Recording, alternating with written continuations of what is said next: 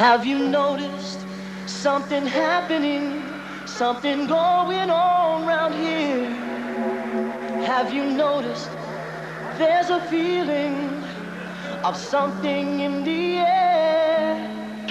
It's a feeling that keeps growing from the outback to the sea. Feeling that's true as it, just like you and me. Come on, give us a hand. Give us a hand. Come on, give us a hand. Let's make it grand. Let's make it great in '88. Give us a hand to celebrate. Celebration of the nation. Give us a hand. Celebration of the nation. Let's make it grand. Let's lend a hand and show the world how great we ought to be. All those years of sweat and tears. It's a bicentennial.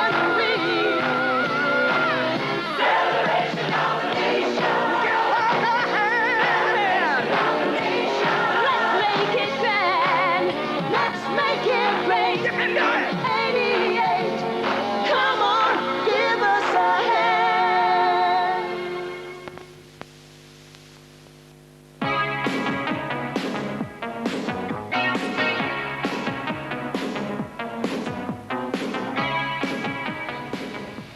This is the site of Australia's greatest one-day party. On the 26th of January 1988, between 2 and 3 million people converged upon Sydney Harbour for our 200th birthday, for a celebration of a nation. Hello, I'm Daniel Johnston, And I'm Catherine Carpenter. the school captains of St Kevin's School Eastwood in Sydney. You have just travelled back in time to Australia, 1988. We are going to take you on a journey back to our bicentennial year, showing you a cross-section of the people, places, lifestyles and customs which have shaped this mighty nation. You, the viewers, are forgiven for thinking that we are backward and primitive, but hopefully this production will show you that we are in fact a culture which is vibrant, changing and very much alive. It is impossible to capture everything, which makes Australia the multifaceted country that it has evolved into. We won't pretend that it is a perfect society, far from it. Major problems like discrimination, poverty, crime, drugs, pollution and a chronic housing shortage in the big cities have made life unbearable for so many people. Millions of migrants around the world have come to this country with many hopes and dreams, and it's with that spirit we will profile Australia, our land of opportunity.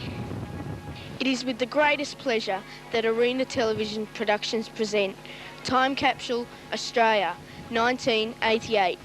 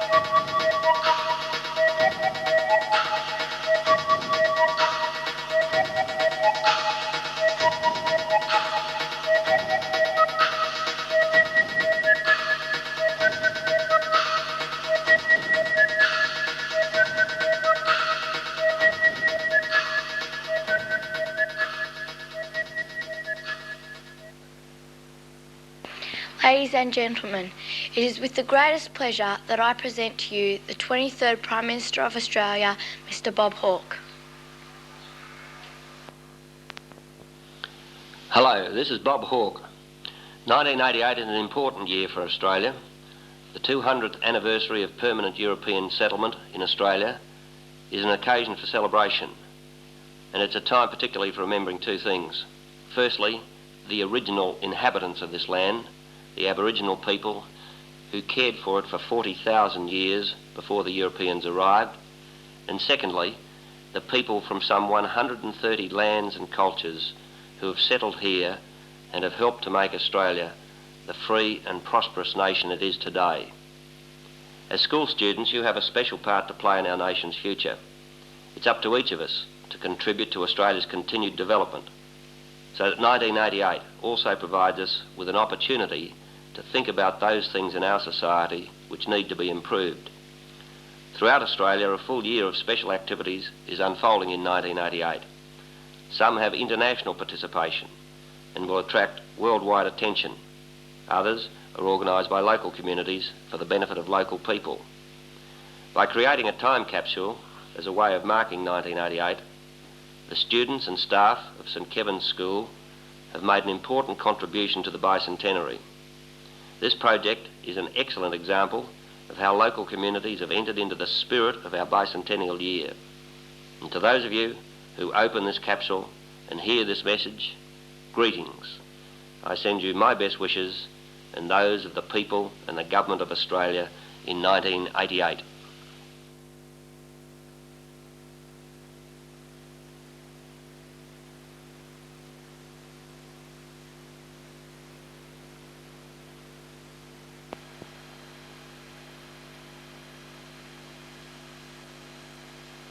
This segment of the program is devoted to entertainment. The 20th century has seen a dramatic reduction in working hours, and as a result, our leisure time has increased substantially. A recent survey undertaken by our class has shown that the soap opera Home and Away is our most popular Australian television program, while Neighbours won the top honours at this year's TV Week Logie Awards. These people are the stars from Neighbours on Network 10.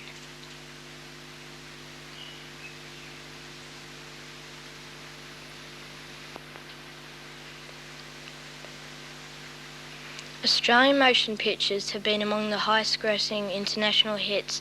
The movie Crocodile Dundee has set many box office records worldwide, and the sequel Crocodile Dundee 2 is sure to be another huge success.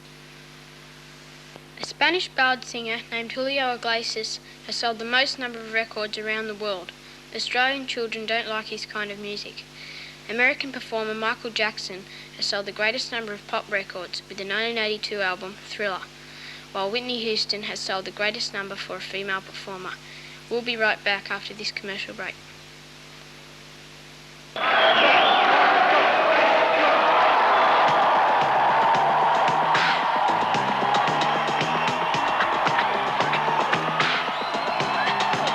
gonna tell you right, let's show you stuff. Don't ever stop, you're getting up. But they say the sky's the limit, there's nothing stopping you. You're a brand new generation, and best is coming through. You know I'm bad, you know it, you know. And the whole world has the answer right now. Let them tell you the best way is cool.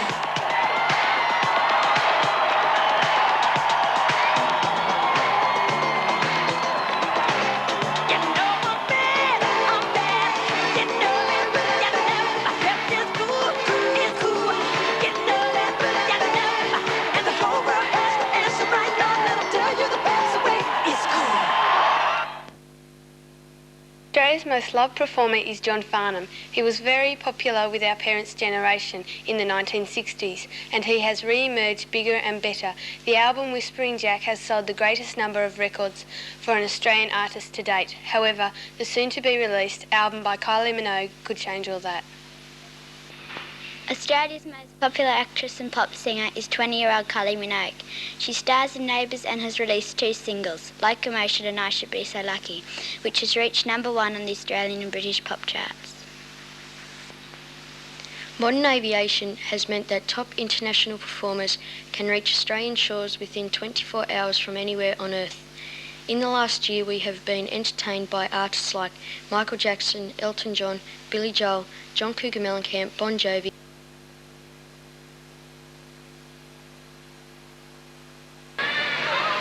This Leisure Time segment is meant to look at the various things we do in passing the time away. The only problem we faced in the planning of this segment was deciding what to show you, as there are thousands of different ways we amuse ourselves. The biggest national event of this bicentennial year has been the World Expo in Brisbane, with leisure in the age of technology as its theme. Let's have a look at some of the highlights from World Expo 88.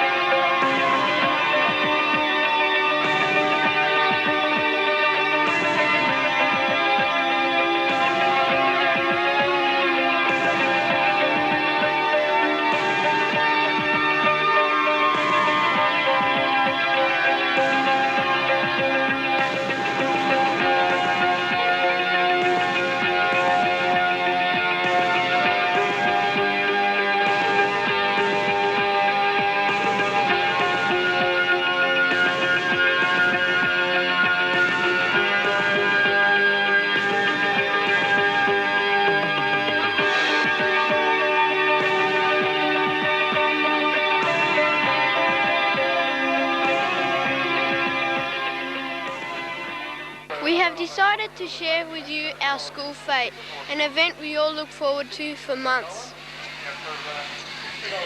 The best thing about a fete, besides raising money for the school to buy equipment, is that it's the best way to have fun with your friends and a great local community get-together. There are so many great things to see and do at the fete, like having rumbles in the inflated worm or getting your face painted.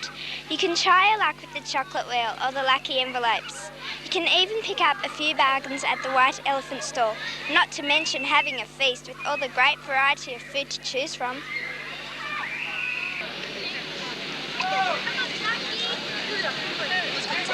We have spent a long time saving our dollars and cents ready for this big day.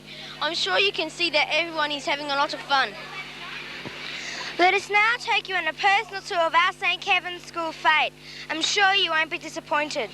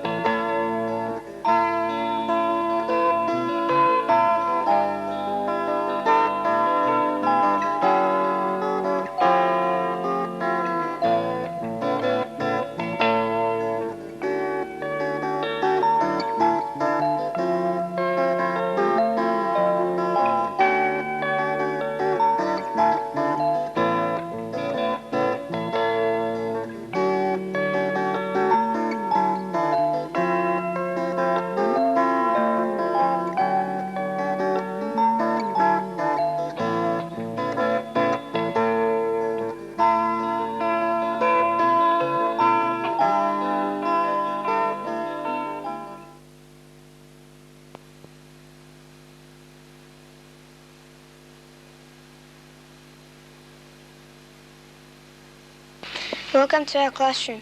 This is class 5MC. We go to school from Monday to Friday and start at 9 o'clock and finish at 3:15 in the afternoon. We have 4 terms and about 11 weeks of holidays per year. The central focus of this classroom is a blackboard where the teacher writes most of the information. This is the overhead projector, which enables the teacher to face the classroom while she is writing.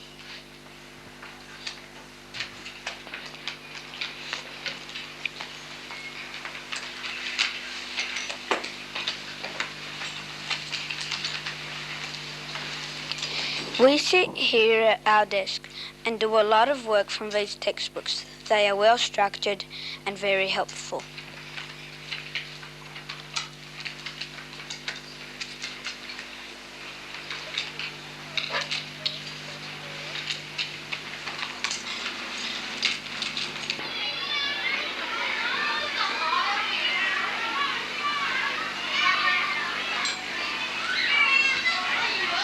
Our written tasks are done in these exercise books. We always seem to get in trouble for untidy work. Hopefully the computer will overcome this problem.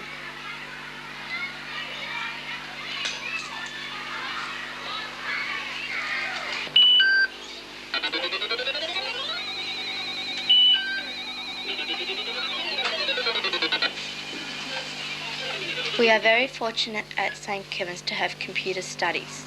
We are learning typing skills, word processing, basic theory and enjoy arcade games. Our school's central computer has been connected through a modem to databases, which gives us information from anywhere in the world.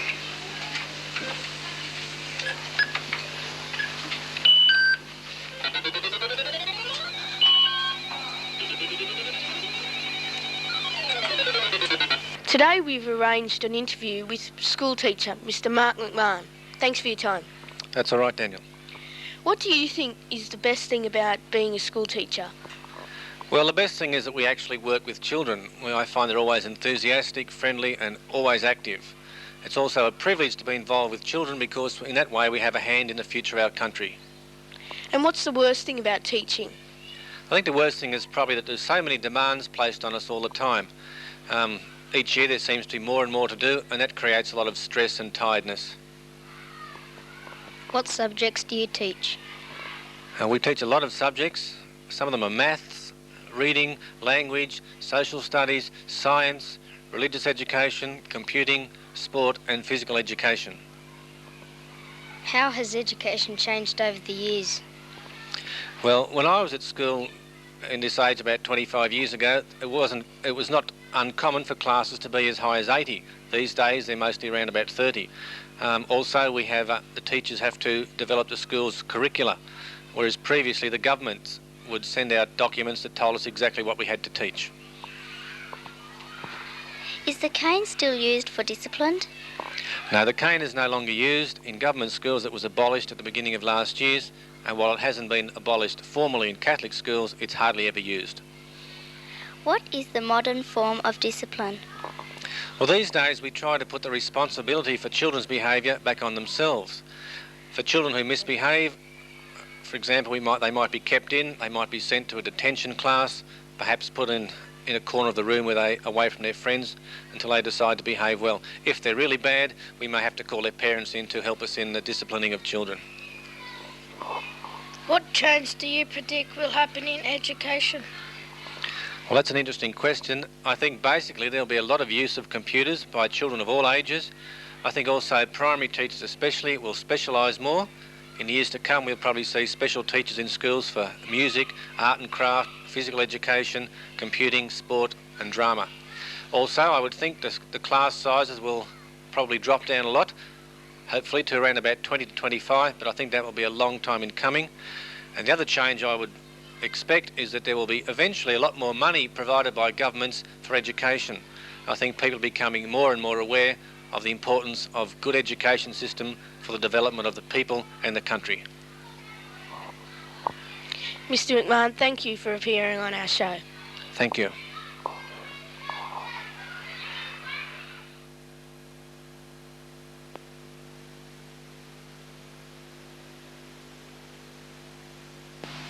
Nearly everything we do in our society today costs money, and no doubt always will. What we have here is Australia's decimal currency, which has been with us since February 1966.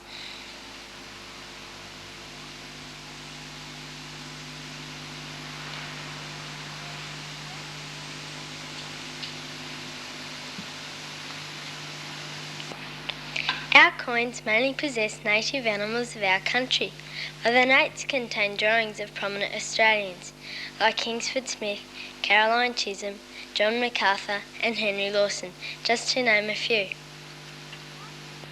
The latest development in our money has been the introduction of the new plastic $10 note, first of its kind in the world. It has been dedicated to our first settlers, the Aborigines.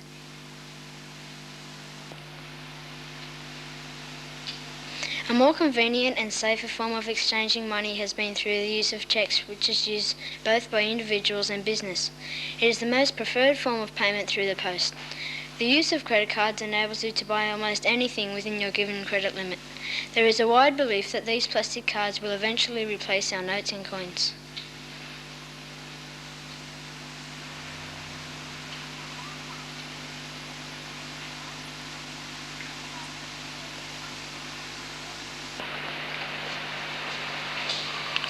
I am going to show you the most modern way of banking. That is for a cash card teller, which allows us to deposit or withdraw money anywhere in Australia 24 hours a day. First you put in the card.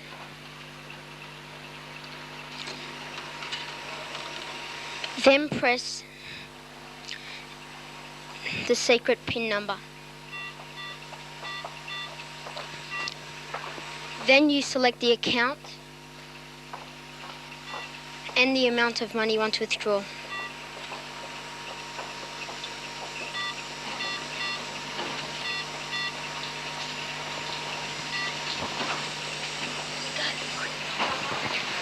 You have to wait a few seconds before you get your money.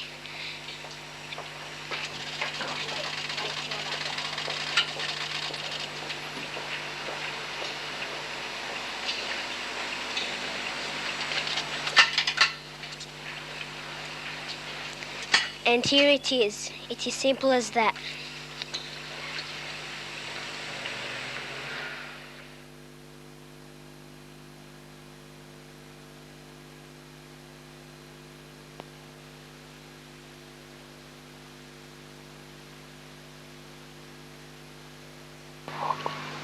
G'day, we're here to show you some of our typical toys. Hi, this is a toy spider. It can scare people. This is a card game which is called Super Trumps. It's played with two people and whoever wins get the cards. Hi, this is my four-wheel drive. This is a pinball machine. Just put a metal ball from here and you start playing, and you're supposed to put batteries at the back. It's real good for the family. This is a Rubik magic cube that you have to join the cards together. This is a skateboard. This is the game of life. And these are called cool shades with adjustable lenses.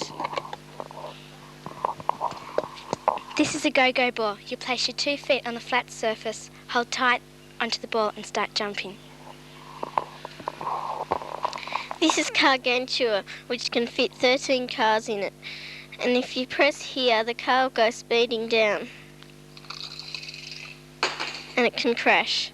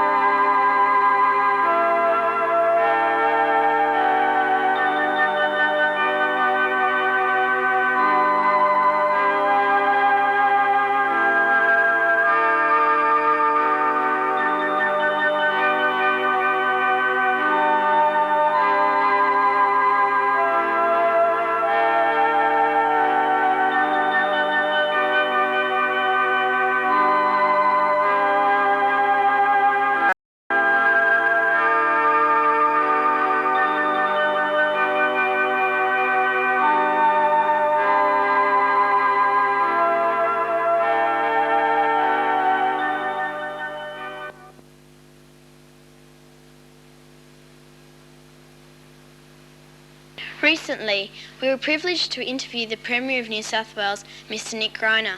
During the interview, we recorded a message especially for the people of 2088 and beyond. On behalf of all the people of New South Wales in 1988, I'd like to say to the children of 2088 that we believe we're establishing a basis, a foundation, which will make Sydney and New South Wales an outstanding place to live in the century ahead. We hope that you will have experienced some of the benefits of the work that we're doing now. We're trying to make sure that what you inherit from us, from your grandparents, is a society that's got a good set of values, that has a strong sense of national pride, that believes in authority, in discipline, in working with one's fellow man, a society where multiculturalism, where the different cultures blend together, where we've really got harmony in diversity, if you like. We're trying to lay the foundation which will enable you to get around your city and your state in an easy manner, to use the harbour and the great natural resources of New South Wales. We've tried to preserve a lot of those natural resources and our historic heritage so that you'll be able to appreciate what's gone before, and that you'll be able to enjoy the legacy of our generation in every sense. On behalf of the people of New South Wales in 1988, to everyone in 2088, we hope you are enjoying yourselves as the citizens of New South Wales, and you look back to us and say, they did a good job in preparing the state for us.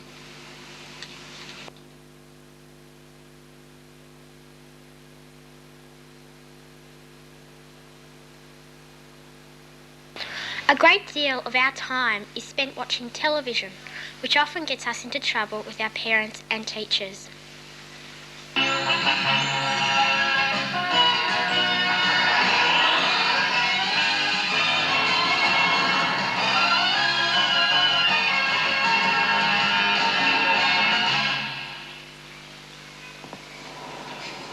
Good morning. President Ronald Reagan and General Secretary Mikhail Gorbachev have completed the second of their 4 scheduled summit sessions. While aides are reporting some progress on minor points of arms control, most of the conversation has reportedly been centered on human rights. Secretary Gorbachev has proposed more extensive talks on that subject, a subject President Reagan will pursue when he meets with dissidents here in Moscow later today, Monday, May the 30th, Memorial Day, 1988. From NBC News, this is Today with Bryant Gumbel and Jane Pauley. Through the miracle of satellite communications, we are currently watching the NBC Today show from New York City, which is beamed live to Australia. For us, this is an incredible development in technology. This machine is a video recorder which has been around for the last 10 years. It gives us the freedom to tape TV programs and hire movies of our choice from a video library. Unlike the United States, we do not have cable television as yet. Today we take the telephone for granted. It is an indispensable part of our daily lives. The latest generation of phones are now cordless, like the new portable cellular phones, which will become cheaper and more popular with time. With ISD, known as International Subscriber Dialing, which has only been available for this decade, we are able to call anywhere in the world. Let's try calling the USA.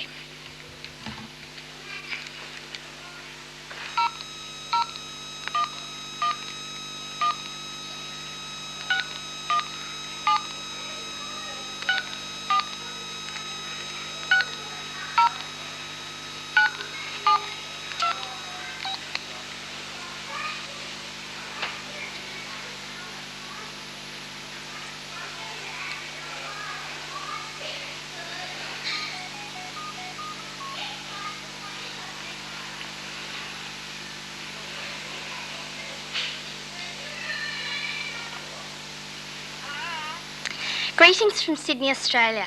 I'm Emma Laverty. Who am I speaking to and where are you?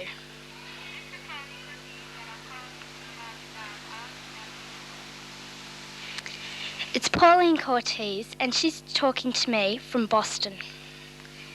It is now 8:30 in the morning. It's 10:30. Oh, it's 10:30 in the morning. What time is it in Boston?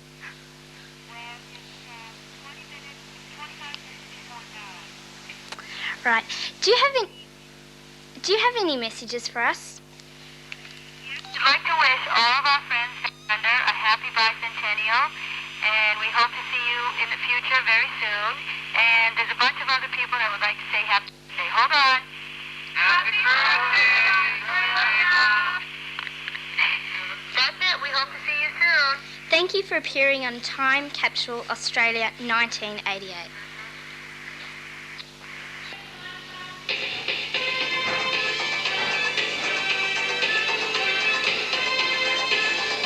Over the years, the music industry has undergone dramatic change. Currently, recorded music is played via 3 mediums. This is known as an LP, a long playing record, which everybody is familiar with. This is called a single, which has 1 song on each side.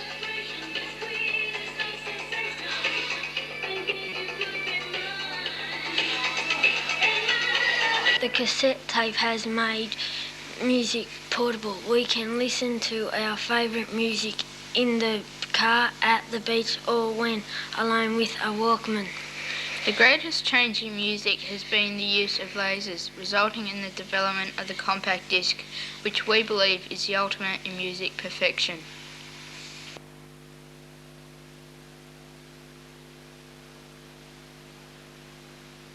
"200 years ago, the Aborigines were the sole occupiers of the Australian continent. They had been resident there for many centuries, and now they saw very little reason for the change. 100 years after white settlement began, the ownership of huge areas of the continent was at an end. Our people who had been masters of the land for so long found themselves struggling for survival as a race.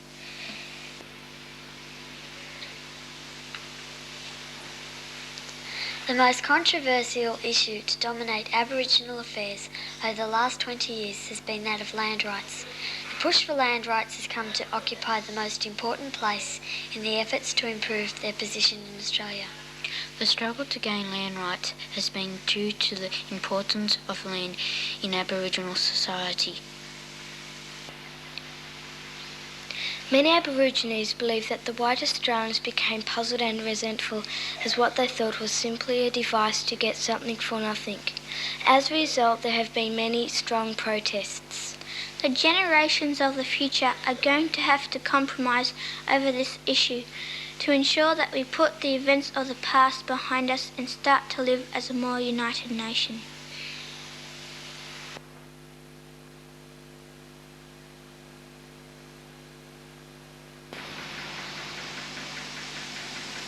Our group is here to talk about the protection of our native flora and fauna. Conservation is a relatively new ethic being practiced throughout the world in an effort to maintain what's left of our natural heritage. Extinction is natural, almost as old as the world itself. Species have risen and disappeared in the course of evolution, as environments have changed. The great concern today is the fast rate at which extinctions are occurring. Due to man's activities, it is now 40 to 400 times the normal rate. The amount of land protected as national parks and nature reserves is growing in New South Wales, but so far is about 2.5% of the state, according to the National Parks and Wildlife Service.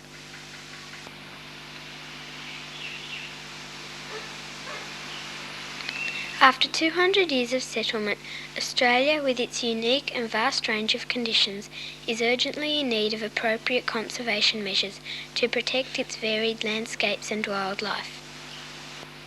It would be a major tragedy to think that in the future, the only way to appreciate our native animals is like this in a museum.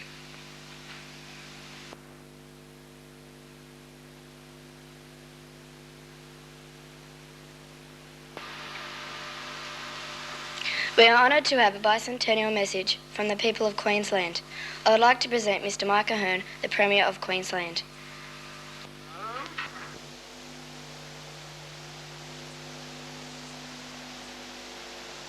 Hi, I'm Mike Ahern, the Premier of Queensland, Australia's Sunshine State.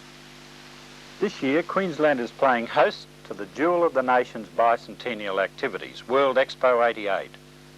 In a nutshell, the best the world has to offer is on show, in a few hectares on the south bank of our state capital, Brisbane. Queensland is a vast state, with a population of 2.7 million people. It is the growth state of Australia in terms of population, business and industry. We're a state rich in resources, from our natural gas deposits in the south, coal in central Queensland and bauxite at Cape York, to our pastures in the west and sugarcane fields along the coast. Our most rapidly growing industry at present, however, is tourism. Most of our visitors come from other states, but 500,000 international holiday makers also made their way to Queensland last year. That's double the number we had coming here only 8 years earlier. Queenslanders enjoy a high standard of living. The average weekly earning is $377.30. This state has the highest job creation rate in the country. In all, we enjoy a good life. Technology is rapidly advancing. We've seen remote parts of Queensland receive commercial television for the first time this year, courtesy of a satellite. We're also planning to build a spaceport at Cape York. It's difficult to imagine life 100 years from now. No doubt the mode of transport will have been revolutionised beyond recognition. So too communication. I just hope that the spirit of Queensland, the pride in the state and the nation, the mateship and the faith in one's own convictions will not have changed.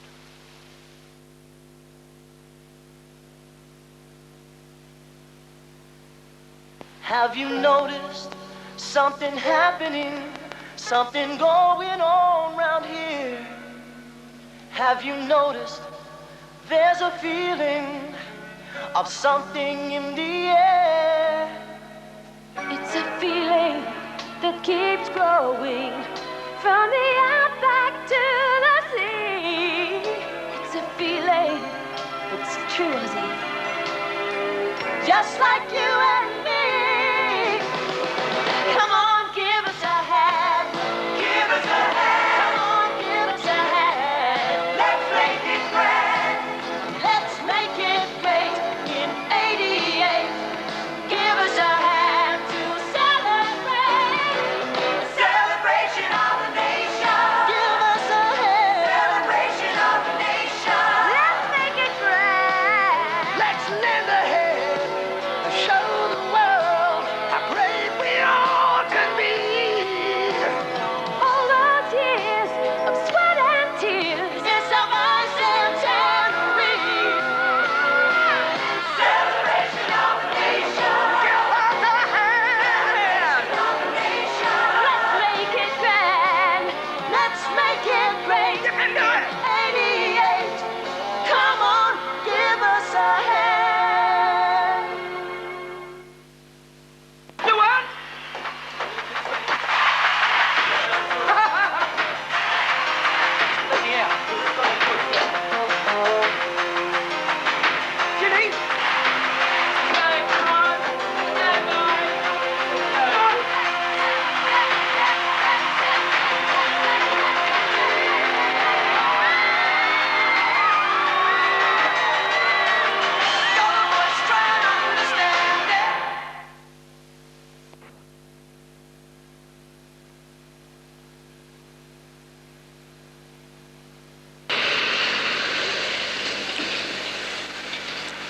What you can see here is a variety of our family cars. The speed limit on our roads varies from 60 up to 110 kilometres per hour in our home state of New South Wales. The main features of a car include the steering wheel, manual or automatic gearbox, a fuel combustion engine, and extras like air conditioning and radio cassette tape players. The minimum age for getting a driver's licence is 17 years.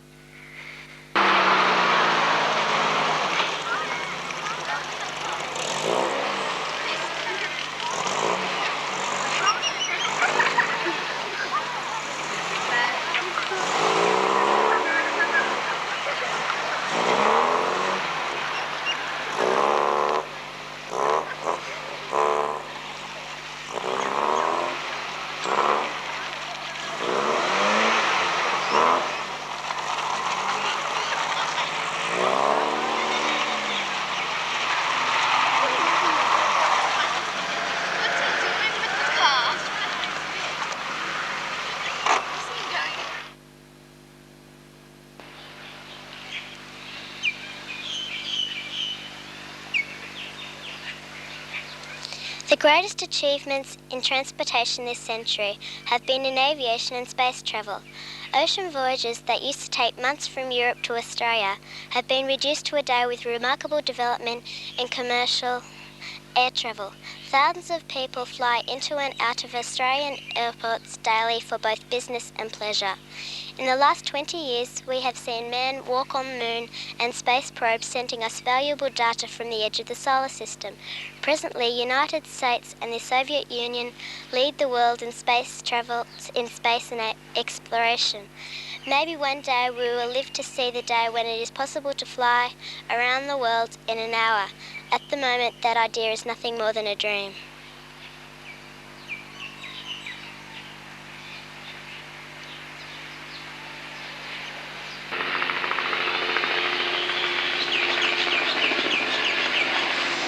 Another popular form of transportation is the train. Our railway system provides affordable transport within the major cities and across the state and nation.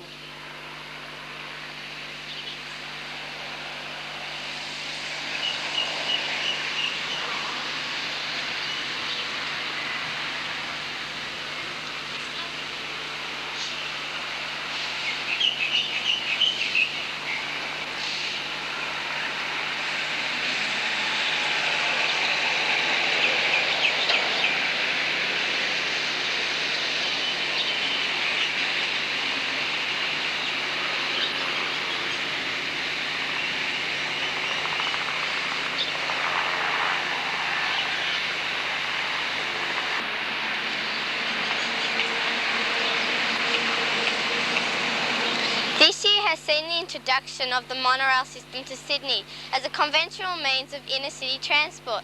The World Expo in Brisbane and SeaWorld on the Gold Coast also have a monorail as a tourist attraction.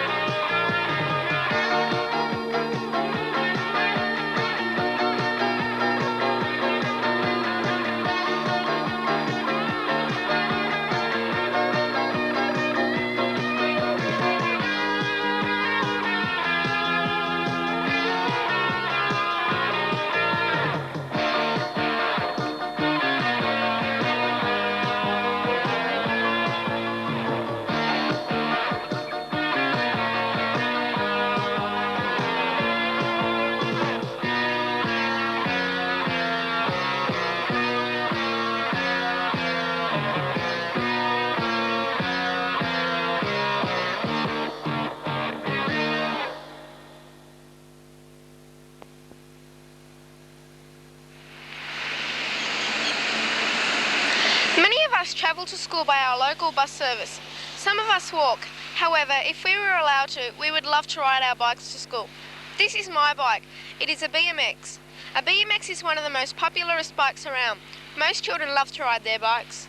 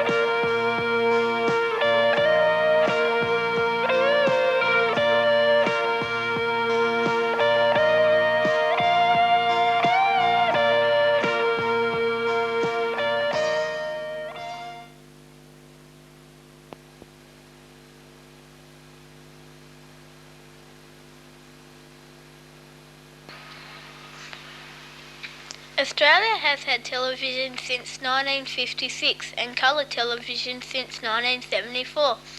Our survey shows that each family has 2.5 televisions per household. Overall, these results seem to indicate that our standards of living have been increasing over the years. In this segment, we will look at a few statistics, which you may find interesting. Australia has a population of about 16 million people, with most living in the southeastern part around Sydney and Melbourne.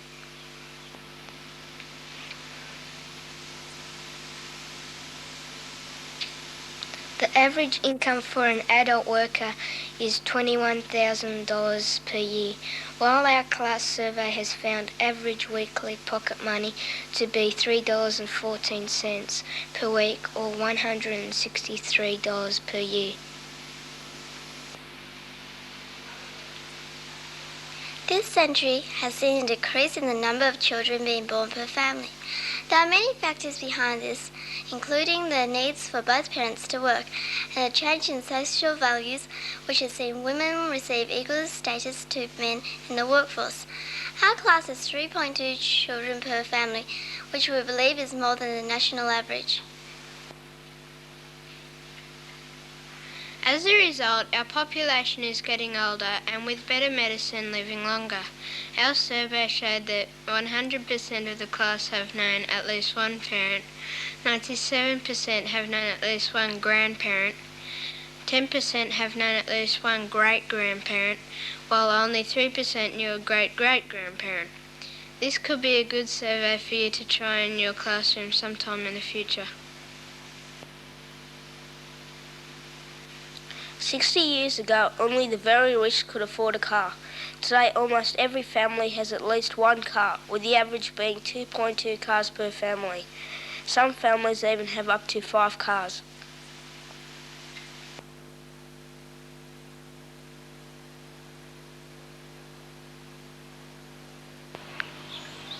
This balloon skirt and top set are suitable for everyday wear and weekend outings. The fit I have on is done in black and white checks, but it would also look nice in plain colours. The style is also suitable for our age group and older girls. Last but not least, these black casual shoes. Hi, I'm here to talk about the boys' fashion. These kind of short pants are called board shorts, and these are the kind of shorts that people go surfing in, and that's what I wear to the beach. Some other people, mostly boys, just wear them on a hot day or when they go swimming. The top part of my clothing is called a t-shirt. Some t-shirts are just as colourful as the board shorts, but others, just like mine, are one colour.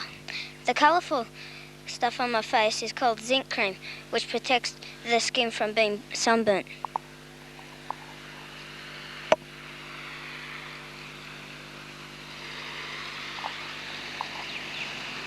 I'm wearing a beach top, swimming costume and thongs. This is typical wear for beaches and swimming pools. Hi, I'm talking to you about football and what we wear in football. The uniform has boots, socks, black shorts and a jumper for your colour team. I wear red and black and white for my team, and you could be picked to play for your suburb. The shirt and denim skirt I am wearing are casual clothes that can be worn to parties. I'm wearing my school cricket uniform. Cricket uniforms at international level started with stripes on the sleeves. Soon they wore plain white uniforms. When World Series Cups started, teams would wear the colours of their country. This is the girls' winter uniform of St. Kevin's School. It includes a white blouse, a navy blue tunic, a blue jumper, brown shoes and brown socks.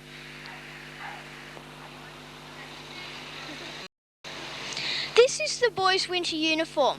I'm wearing a blue shirt and a blue tie with white and aqua lines on it. We also wear black shoes with long grey socks and navy blue pants.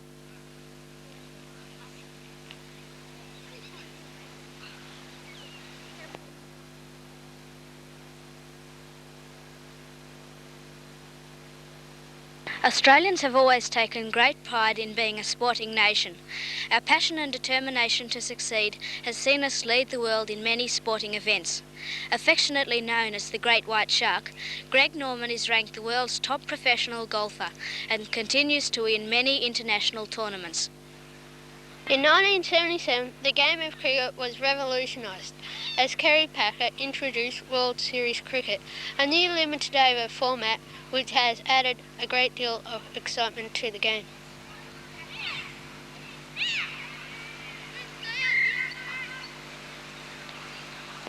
Being surrounded by ocean and blessed with sunshine and warm waters, we have produced some of the strongest swimmers and surfers in the world.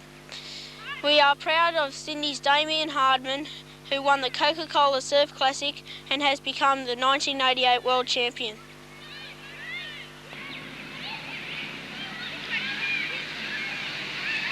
Our greatest yachting victory was in 1983 when Australia 2 won the America's Cup. after being held by the United States for 132 years. We lost the cup last year, however we hope to regain it in the future. This country is also proud of Kay Coddy, the first solo woman to circumnavigate the world in her yacht. This incredible journey took her 6 months and was completed in Sydney on June 5, 1988.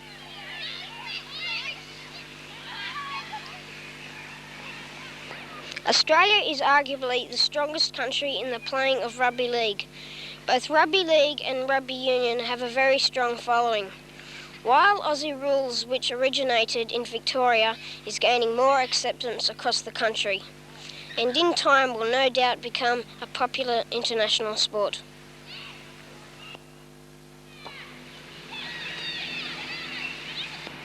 The diversity of sports within this nation are as diverse as the cultures and people in it. The years ahead will not only see the rise of new sporting legends, but perhaps the development of new technology-based sports.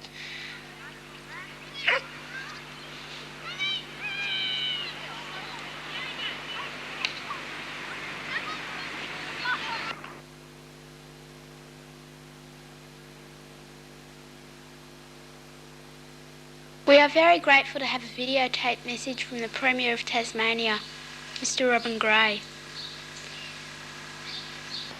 Hello, my name is Robin Gray and I'm the Premier of Tasmania. Today is the 3rd of August 1988 and I can only imagine what things will be like in 2088. For you, 2088 is the present and you have the advantage of being able to look into the past through books, movies, videos, art and buildings. In this, Australia's Bicentennial year, we're looking back on the first 200 years of our nationhood with considerable pride, and we're looking to the future with faith and hope. I, and all members of my generation, can only hope that the country we have passed on to you is a happy and prosperous place in which to live. In thinking of the future, we also have to tackle the problems of today. Problems like unemployment, nuclear war, the balanced use of our natural resources, and finding a cure for frightening diseases such as AIDS. While we have our problems in 1988, as I'm sure you will have problems in 2088, I want to assure you that we have confidence in the future. Our state, our country, and indeed our world is a beautiful place. We're striving to leave the world a better place than when we entered it. Only you, 100 years from now, can judge whether we've been successful. Our job as a government is to both build and preserve. Industries are set up to provide the goods and services we need to survive and to provide employment. On the other hand, we are also taking care to preserve both our natural and man-made treasures, our spectacular forests, mountain scenery, birds and animals, our gracious historic buildings and beautiful works of art. Tasmania in 1988 is a unique place. Our lifestyle is second to none, and we're rich in the bounty of nature. Our population is small. We have less than 500,000 people living in our state, but we're proud of our achievements and of those who went before us. Starting a new year or beginning a new century is like turning over a page and being given a new beginning. My wish for you, our descendants, is that you will look to the future with the same sense of excitement as I do, and that you will share my pride in looking back on the efforts of your ancestors.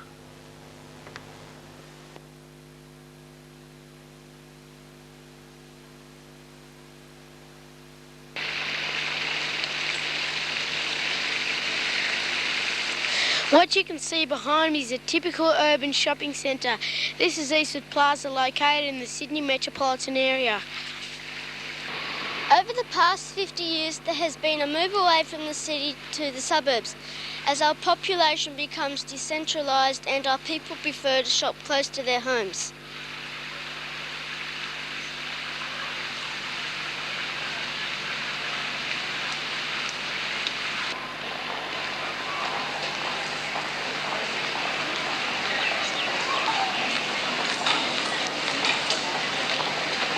As the city has lost a great deal of business, attractive novelties in the inner city have been created like Sydney Tower.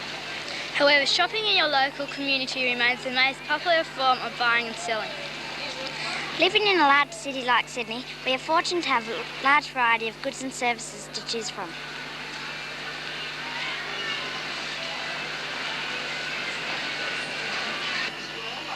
It will be interesting to see if you, the children of tomorrow, will have shops like these. Join us as we take a look at our own local shops. Welcome to Eastwood Centre.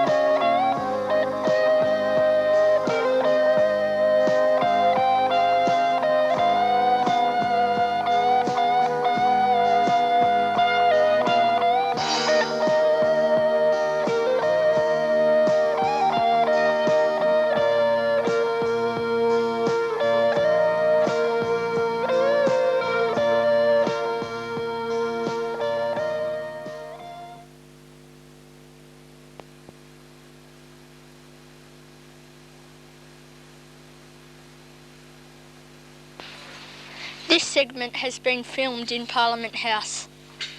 The leader of the Labor Party is Mr Bob Hawke, who is formerly the leader of the Australian Council of Trade Unions, and the Treasurer is Mr Paul Keating. They were elected in 1983, and it was Mr Hawke's popularity that won it. The Labor Party has been in federal government since then.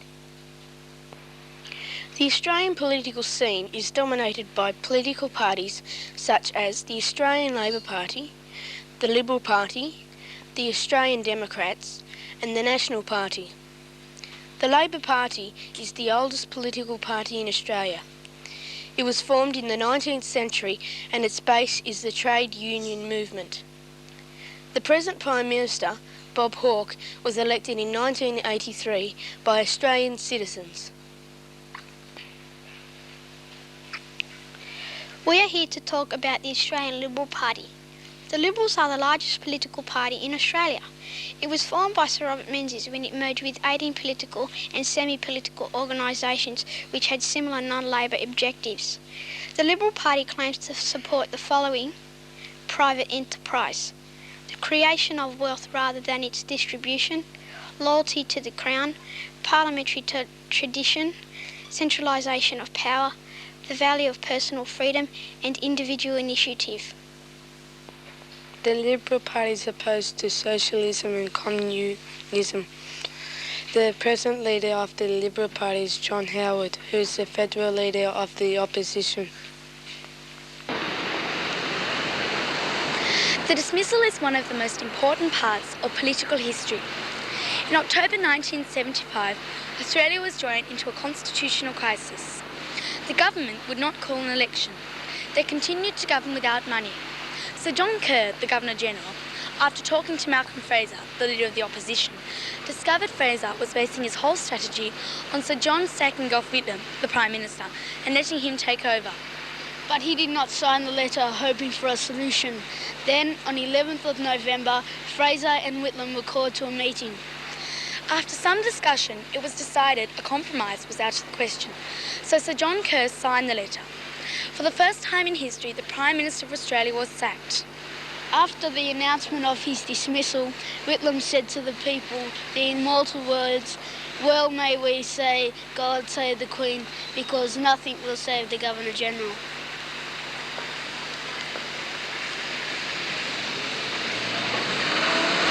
Although Australia is an independent sovereign state, we are tied via our constitution to the monarchy in England controlled by Queen Elizabeth II.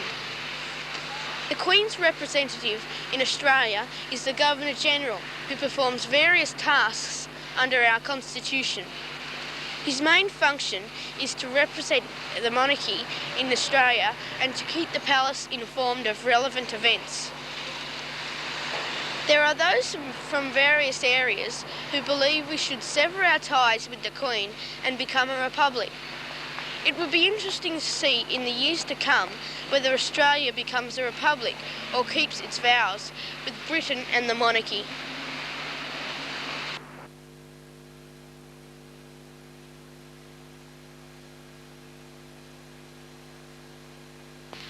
Ladies and gentlemen, I would like to present to you the Premier of Western Australia, Mr. Peter Dowding. Western Australia's history has always been one of exciting discovery. It began with their first voyage of discovery as British settlers sailed aboard the bark Parmelia in 1829 to establish what is now the state of Western Australia. It continued with the discovery of gold and the productive capacity of the state's broad hinterland. The second voyage of discovery began more than 25 years ago, when Western Australia unlocked its vast mineral deposits for international trade.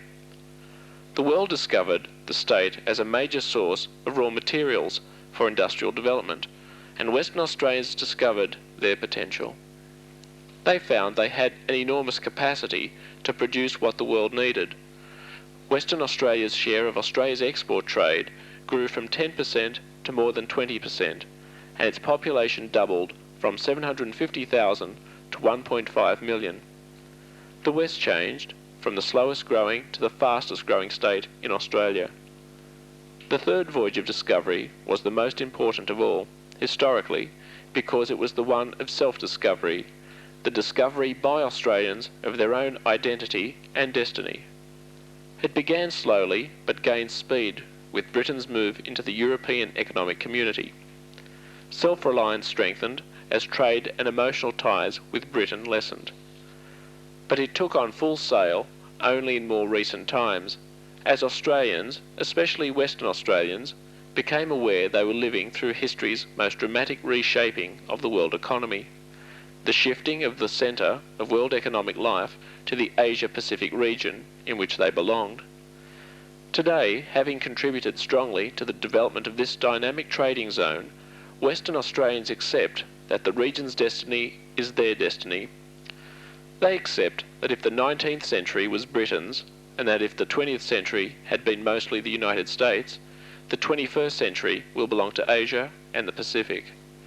They accept that in today's world there is no stronger democracy than Australia, and that in Australia, where progress is bankable, there is no more bankable state than Western Australia. I am delighted to extend to students of St. Kevin's School greetings and best wishes from the people of Western Australia, with the hope that in the not too distant future you will be able to go west and experience at first hand the excitement of the frontier of the nation.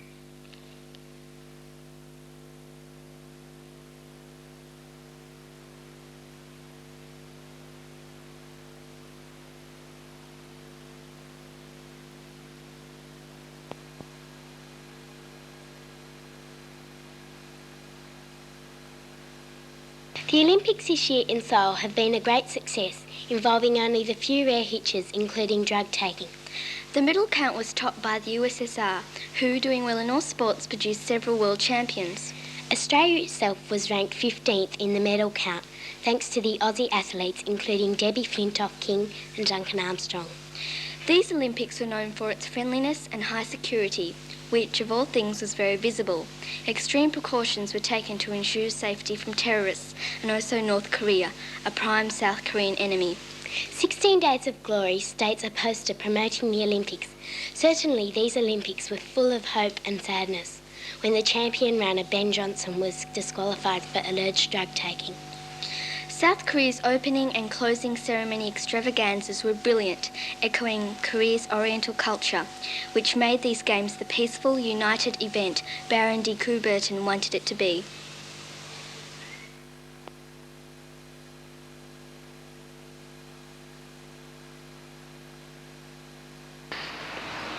Welcome to my home.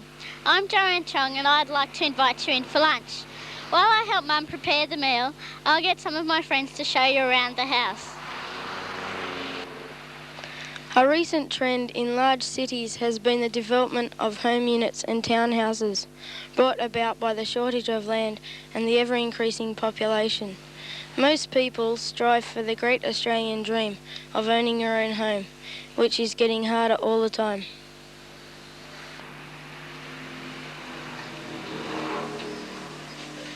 This part of the house is called the hallway, a traditional greeting area which leads off to the various parts of the house.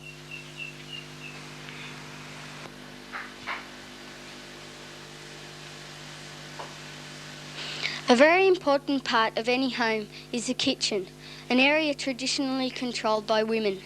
Our current lifestyle requires many time-saving devices, such as dishwashers and the microwave oven.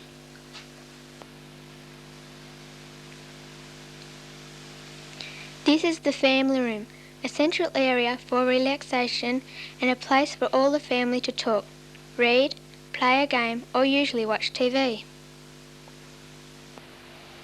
One thing that won't change is the great Aussie tradition of an outdoor barbie by the pool, complete with an army of mozzies and flies in summer. Our current protection from such pests is the aerosol sprays. Of major concern is the fact that many aerosols which contain fluorocarbons are destroying our precious ozone layer in the atmosphere, which could lead to an environmental disaster, resulting in the Earth's temperature rising and an increase in skin cancer. My favourite food is Pizza Hut pizza. This is a supreme with ham, bacon, mushrooms, capsicum, onions, olives, salami, beef, cheese, tomato paste, herbs and spices. Recently our class took a survey of popular foods and it was found that most children enjoy eating McDonald's. McDonald's is an American-based fast food hamburger restaurant. This is a Big Mac and a thick shake. Kentucky Fried Chicken is a similar outlet, famous for its finger-licking good chicken.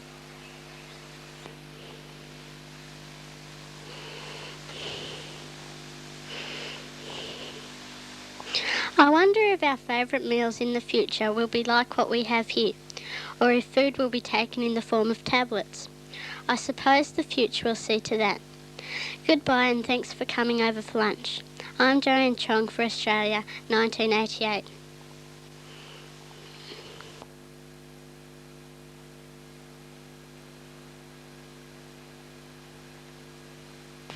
In this segment, we are looking at modern-day medicine, and we are fortunate enough to have arranged an interview with Dr. Gavin Frost, Community Physician at Sydney Hospital, Occupational Health and Safety Officer.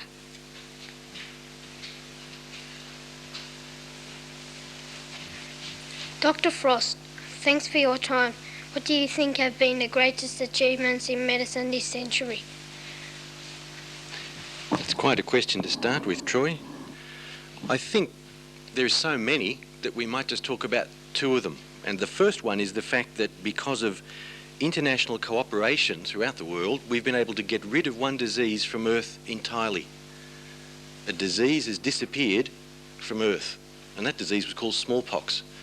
Some of your teachers and a lot of your parents will have little scars on their arms where people were vaccinated against smallpox, but because of the World Health Organization and other people working together, we were able to round up the disease, which was caused by a virus, vaccinate people who lived in the area where the last few cases were in Africa, and then the disease disappeared. So I think that's a major achievement for this century.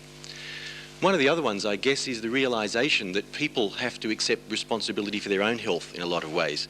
It's not just a matter of doctors giving people medicine, but people accepting that if they eat well, they'll be healthier. If they don't smoke, they'll be healthier.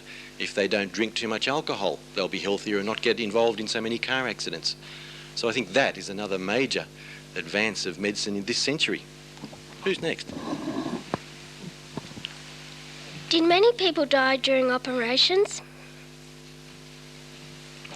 I'm glad you asked that in the past tense. Did they? Yes, they did, because even to the early parts of this century, where there was very little in the way of anaesthetic agents, operations were very much do or die. That is, if you didn't have the operation, you were going to die, and if you did have the operation, you might die anyway. So chloroform was one of the first anaesthetics used, and that was used around the time of Queen Victoria's babies. She had chloroform to help her deliver her children, and chloroform became a very popular and a very useful anaesthetic. And that, of course, meant that if the patient was asleep and not feeling pain, the doctor could take more time and be more careful in operating. Because in the early days, even in the early days of Australia, people were given a lot of rum to try and make them very drunk, and then the surgeon would chop off their leg as fast as he could. Pretty terrible sort of surgery. People did die in operations. Now, people rarely ever die in operations. Operations are much safer because a team of people works together. There's an anaesthetist who makes sure that the patient is as fit as can be expected before the operation, that they've had a blood transfusion if they need it, that their heart rate is being monitored. They're given an anaesthetic which is very gentle. They drift off to sleep like we all do every night. And then the surgeon has plenty of time because his colleague, the anaesthetist, and probably other doctors and nurses are working in the operating theatre together to keep the patient well during the operation. So now people come out of operations better than they went in. Another one. What major diseases still have no cure? There are a lot, Daniel. Most of the viral diseases, and they're things even like influenza, chickenpox, measles, mumps, all of those diseases we don't have a cure for, but we'd like to think we've got something even better, and that's prevention, because we can prevent people by injection, by immunisation, against getting a lot of diseases. I guess it'd be also fair to say that for cancer, in many cases there's no cure, but the treatment that's available now, early detection and early treatment, in a large number of people will mean that those people will live a very long time free of their cancer. So, for example, cancer of the bowel, which is still the most common cancer affecting men and women in Australia, apart from skin cancers, if it's diagnosed early enough and treated early enough, 75% of those people will be cured. But I guess we can't say there's a cure for cancer until we've got 100% cure for everybody. So for a lot of diseases there are cures. Antibiotics would be very important in that. But for a lot of diseases where there is no cure, I think we need to rely more and more on prevention. Who's got another question? Elizabeth. Do you think we will be able to cure all forms of illness in the future? I'd like to say yes, but I think the honest answer is no, we won't, because we still don't know the cause of a lot of diseases. Some diseases we know are affected by lifestyle. For example, people who eat too much and drink too much and smoke too much get sick. Now, if we're talking about curing those diseases, their heart disease and their lung disease, we're battling uphill, aren't we? Because they need to prevent the diseases happening by looking after their health beforehand. So I think to cure all diseases is a fond hope. I don't think we'll ever get that far. But we can prevent a lot of illness, and we do that already. And in terms of cure, a lot of other treatments are becoming available, things like lasers, things like new uses of X-ray, which help us diagnose diseases early and in that way help us cure those that we can cure. Daniel. Are you aware of any cures for the deadly AIDS virus that is spreading around the world? No, I'm not, David, and I think the people in America and the United Kingdom and France, where most of the research work is being done on a cure for AIDS, feel that it's unlikely before the middle 1990s. The virus that causes AIDS, as you know, is a very clever little fella. It gets inside the body's immune system and turns it off, so that we aren't immune, can't protect ourselves against the things we can normally protect ourselves against. When you get a cold, you know that your immune system wakes up and says, hey, there's this funny germ inside me, I think we'll fight it. So it fights it off, and in a week or two you're better. Well, the AIDS virus gets into that very system and knocks it out. So the immune system can't fight off infections. And that's what kills most people who have AIDS. So a cure for the AIDS virus is unlikely. There are very promising treatments available at the moment that slow down the rate at which the virus grows inside people. It doesn't kill it, so that's not a cure. And it's possible that we will have vaccines that will allow us to treat people who are likely to be exposed to the virus. Some people, for example, working in research laboratories, work with the virus, and so they're at a bit of a risk, aren't they, of coming into contact with it and contracting the disease. Fortunately, up until today, that's been a very, very rare occurrence. But again, I think a cure for AIDS is a fair way off, and between now and then, we've got a very big education program to make sure people know how not to catch it. Catherine. What is the average life expectancy for a man and a woman today? And do you think this will increase in time? Well, if you weren't all as grown up as you are, say you were 2, the girls in this class, that is those who were born in 1986, could be expected to live over 75 years. And the boys in the class, if they were born in 1986, could be expected to live almost 75 years. And we don't have figures yet calculated for people born after 1986. Have they improved, or will they improve? Well, they certainly have improved to date. When the first fleet of convicts arrived in 1788 in Australia, the average life expectancy for a male was about 48 years, and for a woman, not much more. So it's improved dramatically over those years, and I have no reason to doubt that it will continue to get better. How far it will go remains to be seen. Who's next? Does Australia lead the world in any areas of medicine? Yes, indeed we do. Quite a few. Probably too many to tell you about all of them. Let me pick on a few. Australia has probably had some of the earliest laser treatments available, particularly for cancer. Some special cancers which affect women, some cancers of the throat. And Australia has pioneered research and treatment using laser in eye surgery as well, because very bright lights, which are what lasers are, can get right through the eye to the back of the eye and treat the retina, that screen at the back of the eye where a lot of diseases can lead to blindness. So we've done a lot of that. We've also done a lot of work in genetic research, and a lot of the work that has come to teach us about the immune system was done by a very famous Australian geneticist in Melbourne. So we've pioneered work in that area, and of course that work is still going on.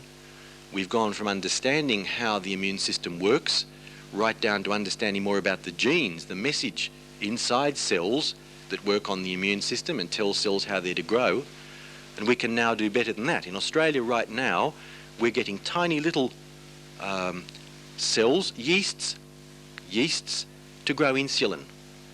Because people who have diabetes, as you know, often need injections of insulin, and it's been difficult to get enough insulin until now. Well, we've been able to teach little plant cells, little yeasts, to make insulin and to make other things that the body needs and lacks. So a lot of research work is going on in that area. We're also doing a lot of research work in Australia on prevention and treatment of some cancers, particularly skin cancers, because Australia seems to have the world's worst record. And you all know about the Cancer Council's program of slip, slop, slap. Well, we need to do a lot of research to work out the best sort of things to slip and the best sort of things to slop and the best sort of creams to slap on. And so research is going on into prevention, early diagnosis and treatment of skin cancers. We're also pretty famous throughout the world for research in looking after newborn babies. A lot of little babies are born really before they're ready to come into the world, as you probably know, little premature babies. And a lot of research work has been done, and a lot of practical treatment is going on in hospitals in Australia on the best way to look after these little babies who should still be inside their mums' wombs, but who are outside in the hard old world. So we're doing research work there too. Who's next? Do you think people will be able to live forever? I wonder sometimes if people would want to live forever. Imagine if we didn't grow up, and imagine if we all had to stay in school forever. Didn't grow up to get jobs, and they didn't grow up to be parents, and then didn't get old and wise, because you really only get wise when you get old, don't you? Will people be able to live forever? Well, I doubt it. I doubt it. There are a lot of reasons, aren't there? There are things called wars that keep popping up, and they're one reason why people can't live forever. Every now and again some country decides that it'd like to stop other people living a long time. And then there are famines. I guess you might think as a doctor I should be talking about antibiotics and treating people to live forever, but I think as a doctor we need to look, as we all do, about the problems of the whole world, and famines where there is not enough food for people to eat. One of the reasons why in some countries people aren't expected to live long at all. But let's look at some lucky countries like Australia. Could we live forever in Australia? Well, we'd need to change our lifestyle a bit. We'd need to drive our cars a bit more safely. I guess everybody knows someone who's been injured in a car accident already. I guess we all know people who do dangerous things with their lives, like take drugs, smoke, drink too much, do other dangerous things. That makes it less likely that they'll live a long time. But certainly we could extend our life expectancy if we do look after ourselves, if we do look after our bodies and make sure that if we think something's wrong with them, we go and get expert help very early on, and then allow the people who've got the expertise to be able to treat them. Living forever? No, I don't think so. I want to go somewhere else when I finish with this place. Not St. Kevin's today, but this life. Imagine being stuck on Earth forever. I think that'd be boring. Dr. Frost, thank you for appearing on our program Time Capsule Australia 1988. Thank you, Caroline.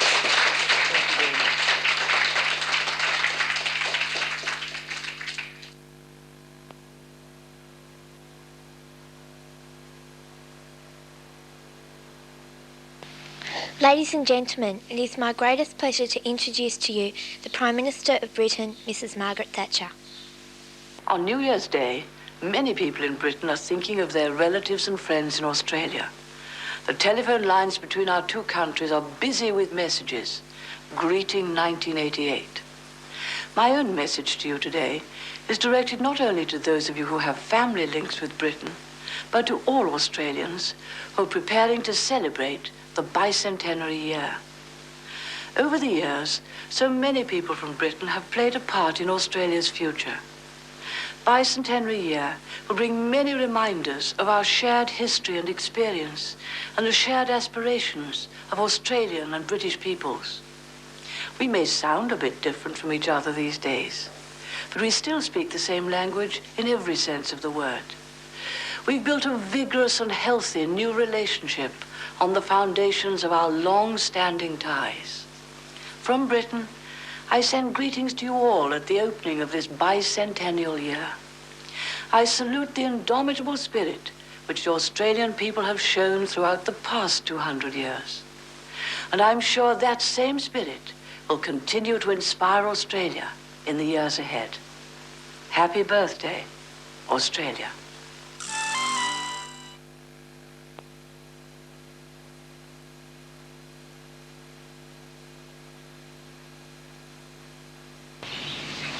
At the door of the future house, you go in, up the stairs and into the lift, which takes you up to the hall, and from the hall into the beam room, which takes you to any place in the house. But first, we go to the kitchen. In the kitchen, we have only one thing for the food cabin, which you order whatever you want and you get it. Then we go to the bedroom, which has the laser bunks, which keeps you cool in summer and warm in winter, and so on. Now we go to the playroom where you play games on the computers and watch TV. Now we go to the yard where you play games and you have a rebounder to stop things flying everywhere. And now we go to the guest room where there is a lounge, chairs and laser table that is just like a heater.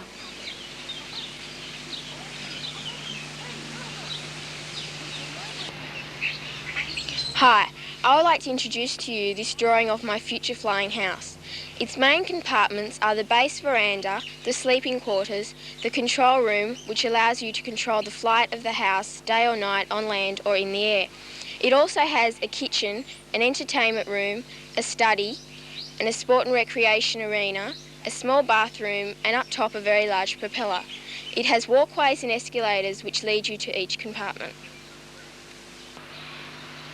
This is a great way to explore the sea whilst travelling to another country. The sea taxi can transport you from Australia to America in about an hour. There are a few entertainments on this sea taxi if you get bored. One big window at the front will allow you to explore the sea and marine life. This could be a great way to travel in the future. Hello, I'm talking about the tallest skyscraper of the year 2088.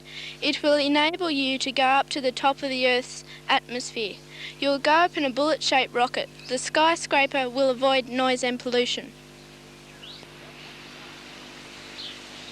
This is what we think the year 3000 will look like with the policeman controlling the neighbourhood. But he's not only a policeman, he's a half man, half machine called a cyborg. And also there's the futuristic city in the background. This car will be built before the year 2051. The car will be one of the most common cars around. This car can reach a speed of 621 kilometers per hour. It is aerodynamically built to reach it. Because of its shape, it has a very low fuel consumption. Unlike the cars of today, you enter this eye-catching car through the bonnet-like door at the front of the vehicle.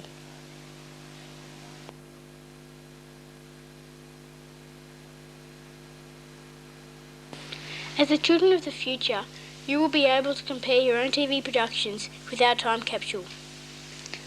Our last production, The Runaway Kids, has won St Kevin's an Australian Television Award and the 1988 PADA World Broadcasting Award.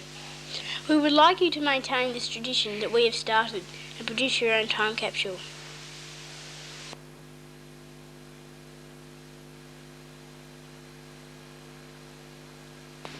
Ladies and gentlemen, we present to you the producer of Time Capsule Australia 1988, Mr. Joe Arena.